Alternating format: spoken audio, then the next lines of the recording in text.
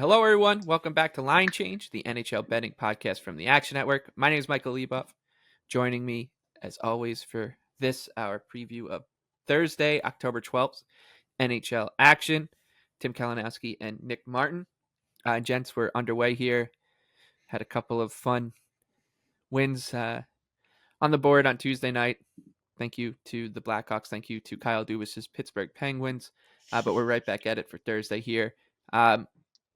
We always start with an underdog. We like to kick things off with a bang. I think we have a couple of good ones coming our way here. So, Nick, what do you think? Yeah, so I'm going to look to the Friday slate because obviously we won't get back to the viewers. I think it's a great pick. So the Arizona Coyotes are plus 240 to beat the Devils on Friday night in what will be a back-to-back for the Devils. I think that number is just way too high. Arizona, we've talked about it a lot. They're going to be a really annoying team to play against this year. And this really just has nothing to do with the Devils. I think if I had to pick an absolute favorite to win the President's Trophy, it might be them outside of like odds factors. So definitely very high in the Devils, but this is a tough back-to-back spot, even if it's not traveling. Open start of the year. Coyotes are quietly a lot deeper than they were. They're just going to be irritating to play against. So I think if you gave me this number versus them in this spot versus any team in the league, I would take it to start this year based off where I value them. So great number to get in on them. I think it'll be a closer game than that suggests, and very live, huge underdog. Yeah, I'm with you. I had a feeling you were gonna pluck that one, but you do it. I like the San Jose Sharks on Thursday night. They're taking on the Vegas Golden Knights, who took care of business against the Seattle Kraken in the season opener for Vegas on Tuesday. There was no banner ceremony curse, so Vegas is now a big number, obviously, against the Sharks, who are going to be terrible this season.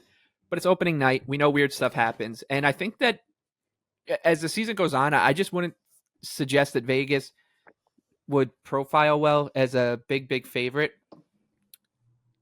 Teams like the Devils, the Hurricanes, Colorado, Edmonton, those teams can really, they can like just run you out of the building, right? They could score at will. Vegas, they need to work a little bit harder. They play a much more stingy defensive game, and also the goaltending's just not at the level where you can expect every once in a while there to be a blip. It's home opener for the Sharks.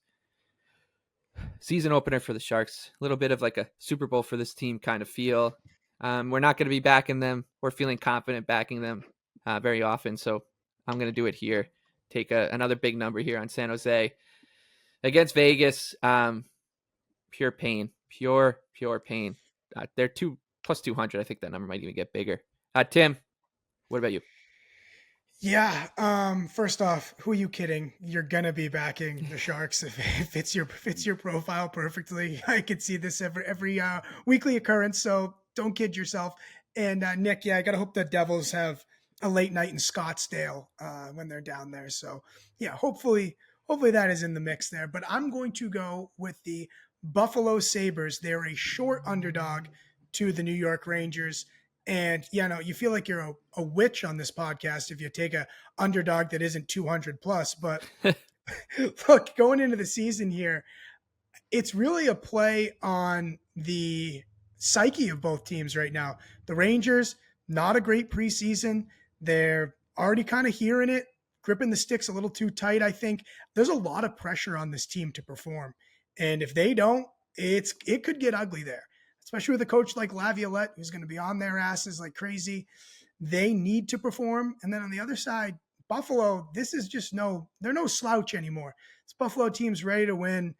And they can, they're kind of like the Devils last year in a sense, in that they can still play the we're a year away card. And I think that plays well. More loosened up Buffalo team against the Rangers team that I don't know what's going to happen, but I know that they got a lot of pressure on them, and I think they're feeling it. Okay. Coyotes on Friday night, Sharks Thursday night, Sabres Thursday night as our underdogs. We'll talk. Tim, you already gave your spiel on the Sabres and Rangers. Nick and I will now go on that one as we go into the big board. The Rangers coming into Buffalo as a minus 125 favorite right now.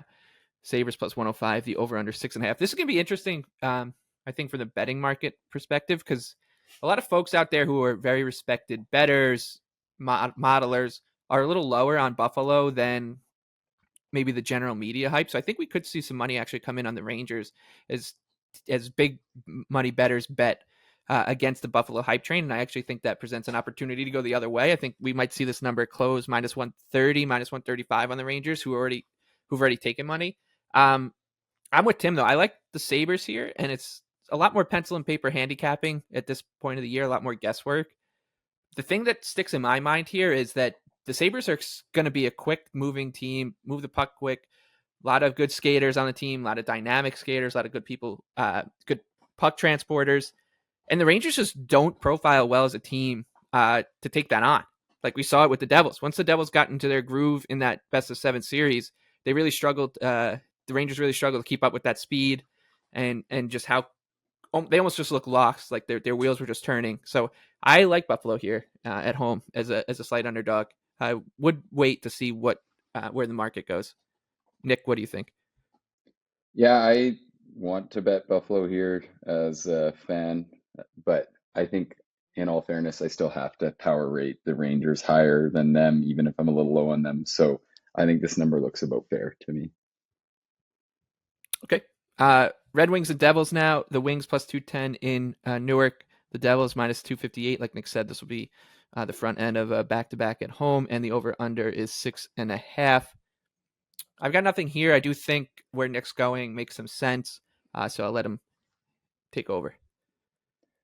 Yeah, I like the over here. I think the Devils are still going to play with a ton of pace. They have so many offensive weapons. Opening night, Tim talked about it last show, how games trended a lot higher in the opening week the last couple of years.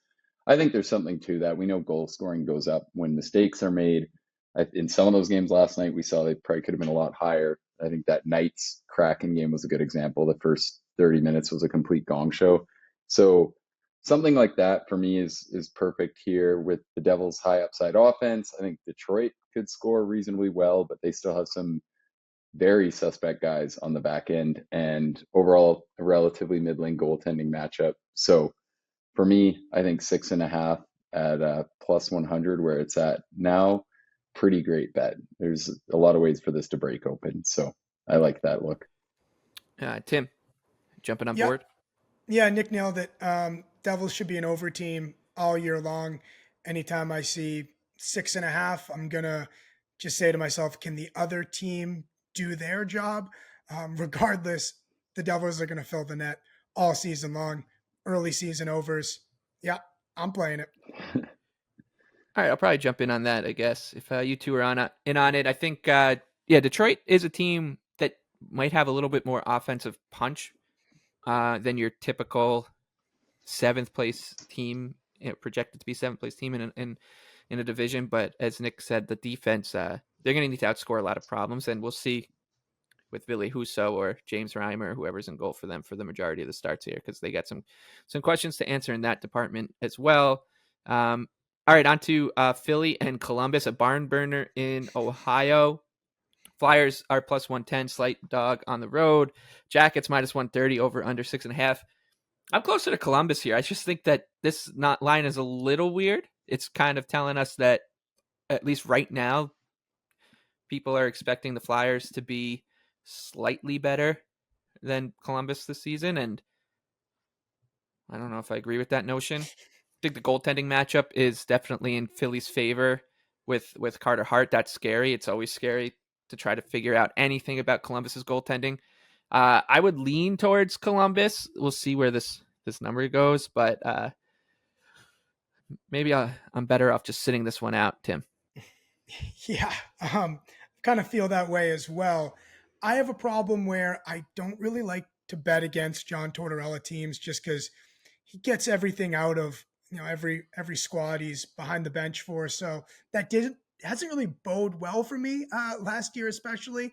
I could have definitely made some more money if I faded the Flyers more, but Philly gets healthy on the with their forwards get healthy, and I think that's encouraging. Couturier, Konechny, and then I don't really know what to expect from Columbus. So I think because Tortorella is going to get these guys going, I'll be looking at some shot props, possibly Cam Atkinson. He has no problem shooting the puck. He needs to have a bounce back year.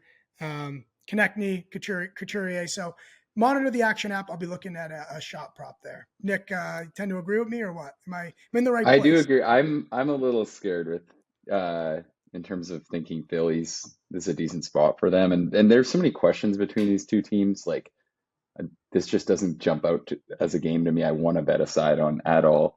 I think you look at Philly, they've got some forwards that could bounce back. Obviously, Couturier coming back anywhere close to what he's been in his career would greatly raise their upside, and Bobby Brink could be decent. Carter Hart could give them a huge edge over what we'll see from Columbus, and not that huge on Columbus's moves at all or their back end here. So for me, this just looks like one. There's a lot of questions up in the air and pretty good spot to pass when there's better games for sure. Yeah, it kind of feels like that game on every slate where no matter who you bet, you feel like you're going to lose. That's how I feel about that one. So looks like an easy pass for us three. Blues and Stars now. St. Louis on the road plus 170. Stars hosting as a minus 205 favorite. The over-under is 6.5. Generally think everybody's down on the Blues here, but this number doesn't look appealing enough for me, Nick. Yeah, I think it looks about fair. I was close on wanting to play this over. Wouldn't be surprised if I end up getting there. I just think the Blues are still going to profile so well as such an over team with the way their offense is composed and horrible back end of guys who aren't overly worried about figuring it out, and then shaky goaltending. So for me, I don't know. I'm pretty low on the Blues. I don't really want to. I just have no interest in betting like big favorites like this at the start of the season. It just seems like it's such a scramble. But I mean, if I look at it in a pure projection standpoint, I think it's probably about fair to say that the Stars should be minus 205 this season. Like I bet if you look at 82 games into this year at the Blues road record and the Stars home record, you'd probably be saying this was actually a fair price to bet Dallas. But anyways, maybe It's not not what we in do this here. matchup. Tim, what you have anything on Blues and Stars? I was interested to hear Nick say he leans over because I lean under just because I think that the Stars can just completely choke St. Louis. I think they're two teams in opposite directions right now, and yes, St. Louis trends as an over team, but I just think Dallas can put the clamps on them. So we'll see there. We'll see. Nick, I'll probably just listen to whatever you say, but I actually lean under there at 6.5. Well, no, and to be fair, like to your point, I did like that was kind of my respect because I think I'm going to be on Blues at 6.5 a lot early on this season. So it's not like I entirely disagree with what you're saying at all with Dallas putting the clamps on them here. But they just have such an opportunistic offense, like when they get going, and then I just it's hard for me to see them getting or shutting down anyone. And the Stars could actually have three pretty solid lines again. So that's kind of my case there. Cats and Wild now. Florida traveling to Minnesota as a plus 105. Underdog mini minus 125. The over-under is 6.5. Another one that I just don't think really is appealing. There's too many question marks around Florida with the injuries that maybe it'll put me off him. I don't believe in Minnesota yet either.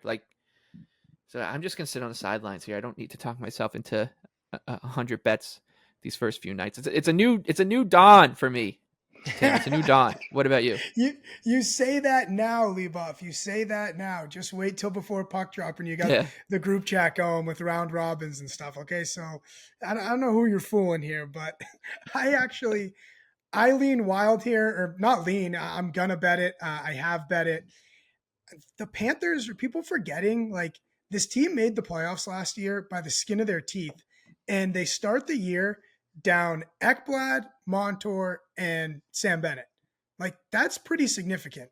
And we still don't, Bobrovsky caught fire last year, but I don't think any of us fully believe in their goaltending situation. Quite yet. I don't know if that's like changed our mind really. So yeah, you have to bet some favorites in this sport, and I like the spot here to back a short favorite in Minnesota. Anything for you here, Nick? No, I agree with Tim. I definitely would lean Wild. I might I could see myself getting in on the Jets to beat the Panthers on Saturday. He summarized it well. You know that I wanted to fade this team so bad at the end of the Cup final. Unfortunately, a lot of people seem to actually realize what that run really was. And now you're talking about them missing some of the decor that carried them to that. And like Tim said, if Bobrovsky's not playing pretty much at the ridiculous level he was, there's some flaws. I do worry too, like, I think I see the Wild as like about fair market value right now. And then Jared Spurgeon has been so quietly huge for them. So that is a big loss. If we're going to talk about, what the Panthers are missing, the Wild are missing a guy who absolutely dominates on the back end too.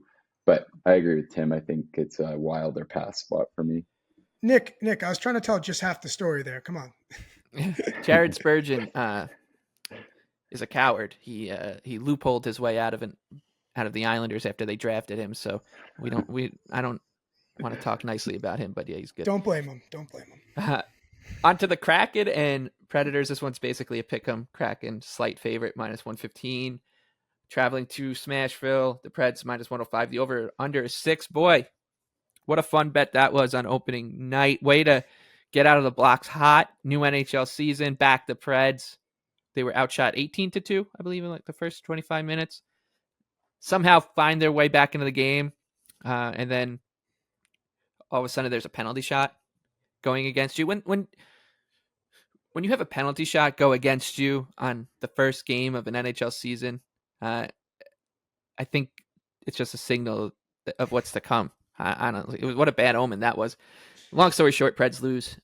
Jonas Johansson was pretty good for the Lightning, and now he gets to now the Preds get to host the Kraken, who are also 0-1 after a very strange game against the Knights. On their opener, looked like the Kraken were shot out of a cannon, just couldn't find one. Chandler Stevenson ends up scoring on Vegas' first shot of the season, and then things just kind of went nuts. But I don't know. I think that Seattle is close for me here. I just don't believe in this Nashville team, and we've talked so much about Seattle's depth, and against a team like Nashville, I think it could really shine, and especially their speed could shine. Tommy Novak and Ryan O'Reilly down the middle, and it's Cody Glass. It's just those are that is your spine as your kind of main centers is a little frightening.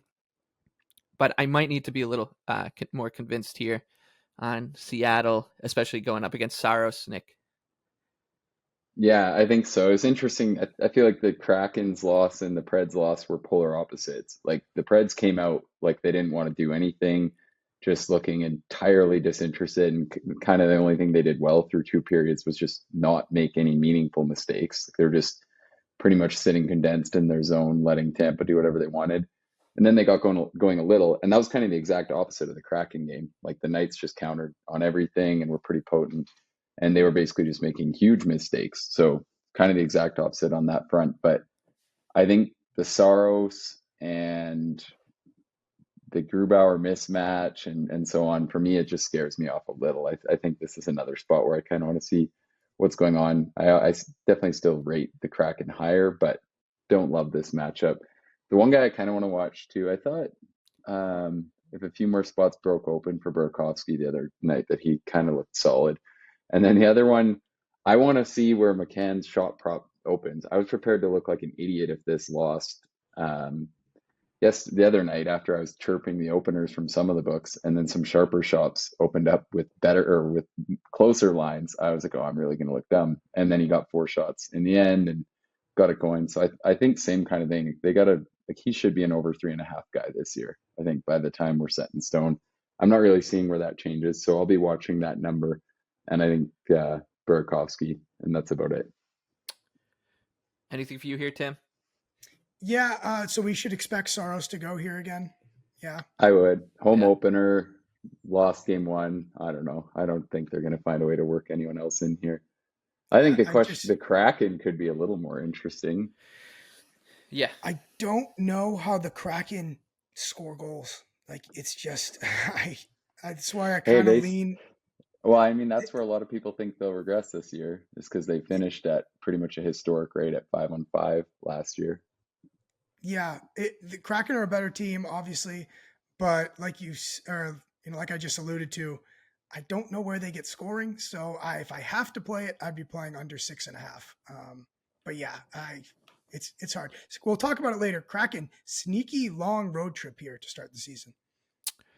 Uh, yeah, kind of interesting as a overtime bet here as well. Just because I don't think either team is gonna run out and just storm the other. Um, maybe keep that one in mind. Actually, the Knights and Sharks will wrap up Thursday's slate with Vegas as a minus 245 favorite, heading to the Shark Tank, baby. Sharks plus 200, the over under 6.5. I said off the top, I like the Sharks here. I think that this is a good spot to back them and a good number to go against Vegas, who aren't gonna scare people away with their performance on Tuesday night. So, hey, maybe see even bigger numbers pop as we get closer to puck drop on out in the Bay Area. Nick, what are your thoughts? Yeah, I agree. I think one look that I like if we maybe don't want to go as wild is just taking on the Sharks too, could be their team total over 2.5, I think would be really reasonable. The one thing that kind of scares me a little bit there is it's going to be Thompson's first game back. So maybe I'm buying into the narrative too much there, but you'd think the Knights don't want to let him just get roasted in this. But with that said, their defensive play versus Seattle was pretty suspect. The one main takeaway I thought that was interesting from that game was like, is Aiden Hill really going to be this good again? Like, it's pretty nuts. But first game of the year looked pretty much how he did all playoff long. So maybe it's possible. But and then that's the other thing with that angle too, though. You don't know what you're going to get out of Thompson. Like Hill being as strong as he has been since Thompson went down has obviously been a huge story for Vegas. So I think there's a good chance that there's going to be some very playable numbers with the Sharks to go over 2.5, or just the Sharks to win outright is fine too. Yeah, Hill made a stop like right out of the gates on a one timer from the slot. I can't remember exactly who shot it for Seattle, and just had a little bit of PTSD going against him in the Yeah, and playoffs. he's in such a rhythm right now. Like it Yeah, just seems like he's reading the play maybe so he just well, and he's just hibernated. huge. Yeah. Tim, 3 for 3 on the Yeah, Sharks here. yeah, it's Sharks because of think it's a sleepy spot for Vegas after banner night. Like the San Jose team, like who are we playing right now? This team's gonna suck. And so it's Sharks, and it's then the last time I fade Vegas if it loses. So that is That's to it. me, that's always an easy pill to swallow. And you say, okay, one last time, and then we're done. Then it's on my do not fade list. So Yeah, and the good thing is the season's almost over, so it's not like you're gotta worry about it. exactly, Yeah. exactly. All right, before we get to our best bets for Thursday night, let's talk about some Friday, Saturday thoughts. We do have lines for a lot of these games as sports books. We're so kind as to post them well in advance. So I'll get it started here. I think that going against Pittsburgh with Washington and Calgary in a little two-step here, Friday against the Caps, Saturday against the Flames is quite interesting. I don't really think it has much to do with Pittsburgh's loss against Chicago. I said in the beginning one of my stances was that I just don't think this Penguins team was as flawless as people thought. Or I should say, has more flaws than people kind of thought. And I'll continue to think that, especially against two solid teams. Washington not going to be great, but they should be decent enough. And Nick is now all of a sudden really high on them. And Calgary, I think, is good, due for a bounce back.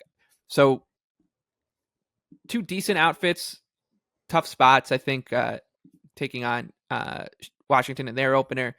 And like I said, I just don't think that Pittsburgh is as good as folks think. And you're going to get Nedeljkovic in one of these starts as well. Nick, any thoughts Friday, Saturday? Yeah, I think the Friday line, as much as I like the Caps, I still can't get there. I shouldn't say as much as I like the Caps, but this is basically saying like you're giving them quite a bit of credit for being home ice and then them apparently being power rated closely. Like I still think Pittsburgh has to be rated a fair bit above the Caps. Like they have like their star power is just pretty significantly different in comparison. So even with the Caps goaltending edge and little sharper team play defensively, I can't get there on that. But I do love that you note the next day because that's the spot that I think is great with the Flames as a slight road dog.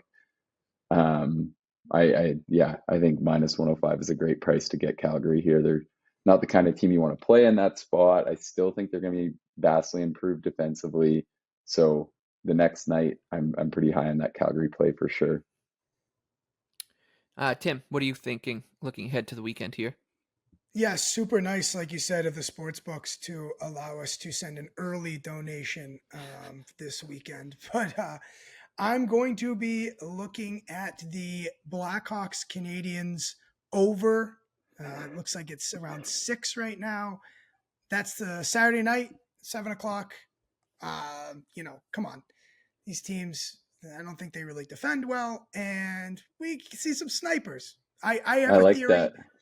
I have a theory that the Stars come out on Saturday night, and I'd love to bet big players to score on Saturday night because there's just something about it.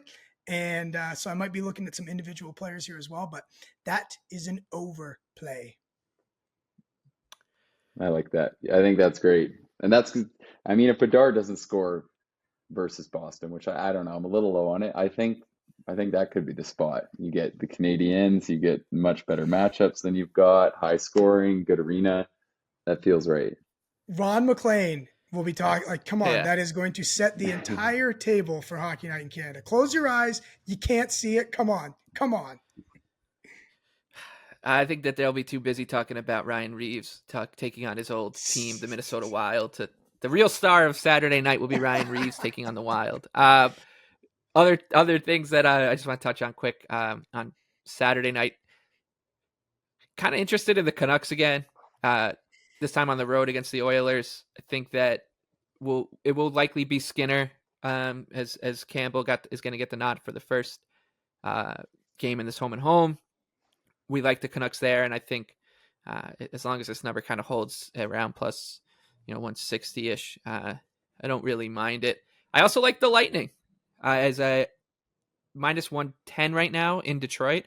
I just think there's a pretty big gap between these two teams, and even with Johansson, like there's going to be times where let's just assume that Johansson is closer to that goalie that we saw preseason this year. Against the Red Wings, I don't think it'll matter all that much because the Lightning should be able to score, and don't think that the gap between Johansson and whoever the Red Wings are going to have in goal is all that wide. So that's another one I'll likely be on. And of course, just note that I will be in the building for the Islanders home opener against the Sabres, and I don't know if the Islanders have ever won a home opener with me in the building, so adjust your numbers accordingly. I also have to say, alluded to it earlier, the Kraken not only, listen to this road trip to start the year, at Vegas, at Nashville, and then back to the middle of the country at St. Louis. I also believe, or I know, this is all three of those teams' home openers. So they're on the home opener tour here. I think that depending on how they look against Nashville, they could be a look to fade as possibly running out of steam against St. Louis for St. Louis's home opener. Yeah, that line's a pick 'em. Another team making a big jump across the country will be Carolina. They open against Ottawa on Wednesday night. Then they travel to Los Angeles as a slight road favorite. All right, on to our best bets for Thursday night's action. Tim, we will start with you. Yep, it's the Wild as a short favorite against the Panthers. You got to bet a favorite at some point. Can't take all dogs. I think we kind of been learning our lesson so far and learning our lesson throughout the years. So I am going to try and fade that Florida team that is awfully banged up. I'm going to take Buffalo as a slight home underdog right now, plus 105, hosting the Rangers. Buffalo, I think we could get a little bit of a bigger number as we get closer to puck drop. I think there's a lot of folks who are projecting Buffalo a little bit shorter than the public perception, so we'll see. Either way, I like them as a home underdog. I think that their team speed is going to give the Rangers problems right out the gate. I think that the Rangers have some questions to answer, some new faces to embed, a new system to learn with Peter Laviolette. Well, Sabres are still basically the same core coming back. So I like Buffalo to get off the blocks pretty hot here and beat the Rangers. Nick, what about you? I'm going with the over in the Devils and Red Wings game. I just think there's a lot of avenues for how we can see the game get past 6.5. And as Tim's talked about, we like the early season overs trend. I think there is some legit merit to that because when teams aren't sharp, often that can lead to more goals than the opposite, which I think is kind of, the opposite of what a lot of more casual hockey people think. And then the way the Devils are going to want to play this year, they're going to be a solid defensive team, but I think the number one thing they'll do consistently is just play with a ton of pace both ways. I don't think they're too concerned about getting burned the other way. And then you mix in the goaltending matchup, which is pretty middling. Detroit defensively, I don't rate too high. I think their blue line, the bottom two pairings still have some question marks for sure. So for me, there's some good avenues to how this can get over on opening night for sure. All right, there you have it. Our first week of episodes in the books for the new season.